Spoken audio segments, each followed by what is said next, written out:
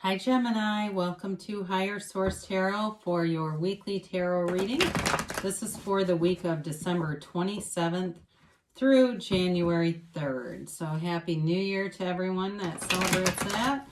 And if you're new to the channel, I post new readings every Friday and then usually again on Monday or Tuesday. If a reading doesn't resonate, you can watch a different part of your chart. You could just check back in a couple of days and watch a new reading. Or you could even watch an older reading if you haven't watched it before and if the title speaks to you in some way. I've also posted the 2021 predictive readings if you haven't seen those yet. And if you haven't subscribed, I'd love to invite you to join us and subscribe. Then you'll know when new readings are posted too. So let's begin and get the advice for Gemini, please. What does Gemini need to know? What advice do you have for Gemini? Sun, Moon, Rising, and Venus. Whoa, card flew out. I like how that looks. So, okay, we'll get going here. They're ready. They're like, okay, enough shuffling. Put that over there and get to that in a minute. All right, you begin here with the Ace of Wands, the World, Justice, and the Seven of Cups. You've got the Tower, the Empress, the Wheel of Fortune, and the Nine of Swords. Well, what a beautiful reading. And you have the 10 of Cups come out as, we're going to call it a clarifier. It really is about embracing a new cycle here, Gemini. And you've got wonderful aspects. I don't mind the Tower at all. We don't get scared of cards here, okay? Because they're brought to you. The universe is not here to hurt you. But our ego sometimes concocts these constructs in our mind. And it's where grief is born. When we think that something is going to be one way, we have an expectation, something changes, and we've been so attached to that one way of being, we have to change the being who sees it that way. So you have here Libra, you do have Earth here in the Empress, so Taurus, Virgo, Capricorn, Aries, Leo, and Sagittarius, and you do have Pisces, Cancer, Scorpio. I guess you have air too. So you begin here, and you've got this energy that creates worlds. It really is about waving your magic wand with the Ace of Wands and being clear about what you want, because the universe will answer you. You have wonderful aspects here, and so let's just look at these together for a minute. You've got a new beginning showing up here. It's a new beginning of things turning in your favor and really bringing in your desires. The Ace of Wands is a very powerful card in terms of taking action and kind of going for it. So if there's been some area of your life, if it's in your kind of physical domain, if it's, anything to do with health, wellness, it may be taking an action like joining a gym or getting with somebody who does personal training or something like that. But it brings you on this new passionate life. I mean, it really is this can be a new journey. You have travel here too, like 3 different times. So just be aware of that. It's a new beginning for you, and it's beautiful. It's also too an olive branch. So if you've had somebody that you've had a falling out with, doesn't mean it's reconciliation of a love life interest. It could just be a friendship. You got a new cycle with that person. I don't feel like they're out of your life for good. I feel like it's going to be different. It's going to be revitalized, and it's going to be an important relationship, whatever that is. If it's somebody in your family or just a very close friend, you've got the World here. And this again is that card of self-mastery. It is really truly reaching Nirvana, okay? It's the last card in the major arcana. It is a card of seeing the world, of travel, of opening yourself up wide to the universe. I mean, she dances this dance of life, okay? She really truly is the dancer of the tarot. And it's a card of you getting a new lease on life, of living without limits.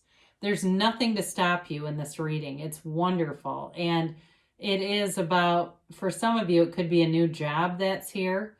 But I feel like whatever you've got, if it was unstructured before and it was causing some anxiety, there's an element, it's a weird thing because there's like an element of structure with enough autonomy. There's a lot of balance here. So if that's a job for you, you do have a new cycle coming in. And, you know, she dances in that wreath of victory, okay? So very beautiful card. This is a very, in terms of like the major arcana that you have, they're also positive, and you have 5 of them here.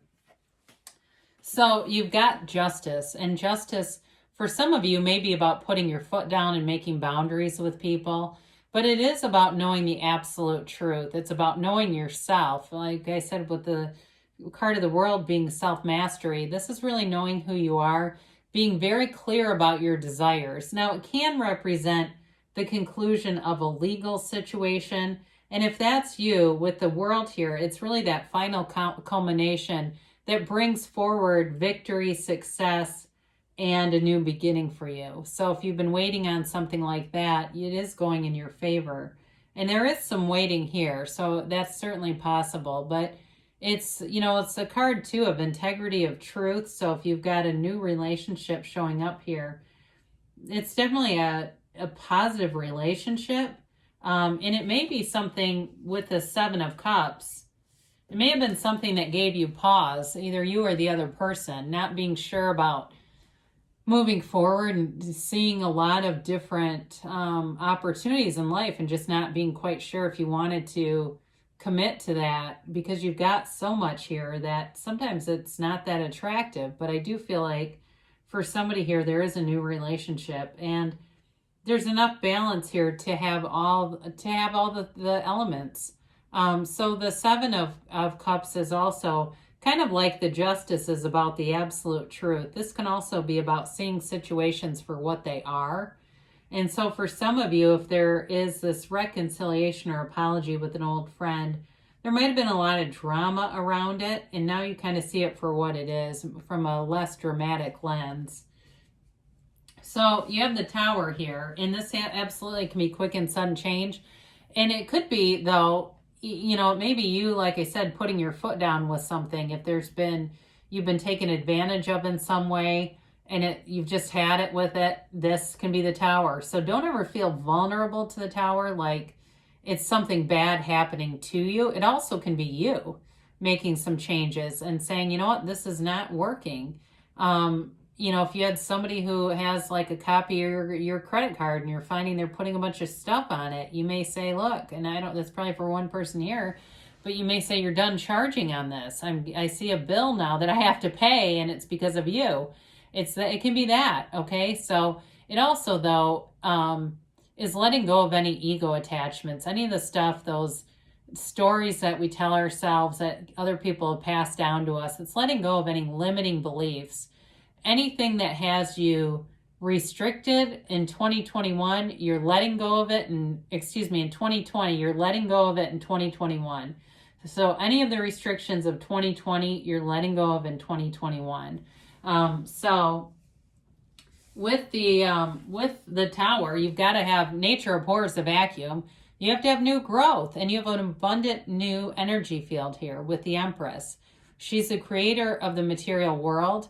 And I do feel like for somebody, if you've had a hard time having a baby, you do have the Happy Family card here with the Mother of the Tarot. If you've had a hard time conceiving, or if you've had some challenges within your own family, things are coming back together here. There's happiness, there's joy, there's laughter, there's this feeling of celebration together, and it's wonderful. So it's also, though, about manifesting in the 3D reality, like physical reality. So manifesting possessions too, new opportunities in work, new opportunities in money showing up. And it feels like luck with the Wheel of Fortune being here. It's a new cycle. Again, you've got that multiple times. But the Wheel of Fortune always turns in your favor. Not a downside to this, okay? So if you felt like you were stuck in 2020, into 2021, you're expanding, you're moving forward, and you're in alignment so that the opportunities seem to find you.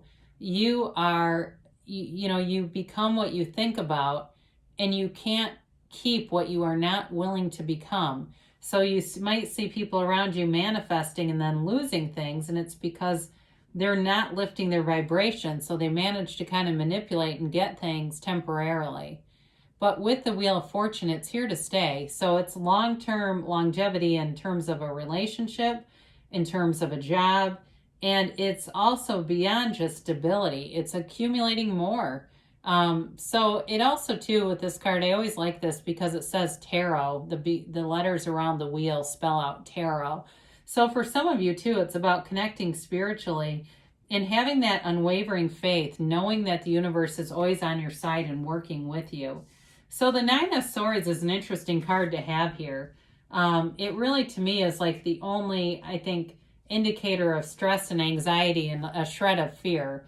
But it is a 9, and the 9 is an end of a cycle. So if you've been restless and irritable and discontent, or you've been having a hard time sleeping, maybe you're waking up and seeing 333 or 444, and you're knowing that the universe is talking to you, and it's almost like building this enthusiasm, right? You want to know, what are they trying to tell me?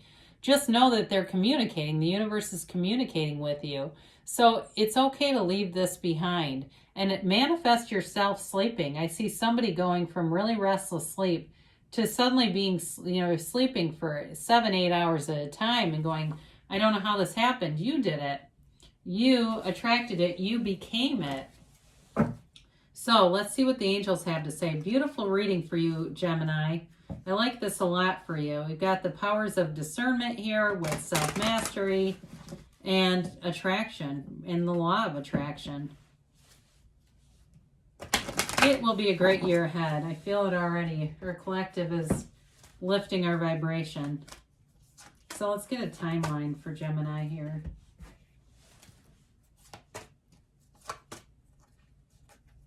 And a yes, no, maybe.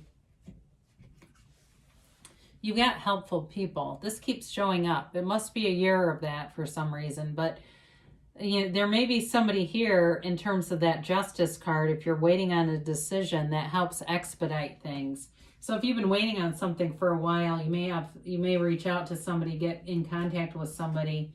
Don't be afraid to email a CEO. I've gotten things resolved doing that several times. Listen to your intuition. So meditate, keep your mind calm, and you'll get those inspired hits, those intuitive hits that lead to inspired actions. Look for a sign. They're all around you. So those synchronistic numbers and waking up and seeing those, allow it to become a gift and say, I know the universe is with me. I know that in this very moment, in this gigantic cosmos, that the universe and I are one. I know because they're sending me a sign. So a year from now, so things are evolving. This is not that in a year from now things will start to take shape and form. They already are. It's more like in a year from now you're going to look back and not believe all the things that have happened, and it's going to be beautiful. So allow it. And they do say there's something better. So I had this in a different reading. I didn't get this card. I wanted it though. And in fact, it might have even been in Taurus's reading. And so allow yourself to open up and allow anything to be possible for you. Sometimes our ego takes the wheel here and decides that only so much is possible and available. Everything is available to you. So if you're asking, ask, believe, receive this or something better, and the universe will bring in more. I love you, Gemini, and I'll be back again soon.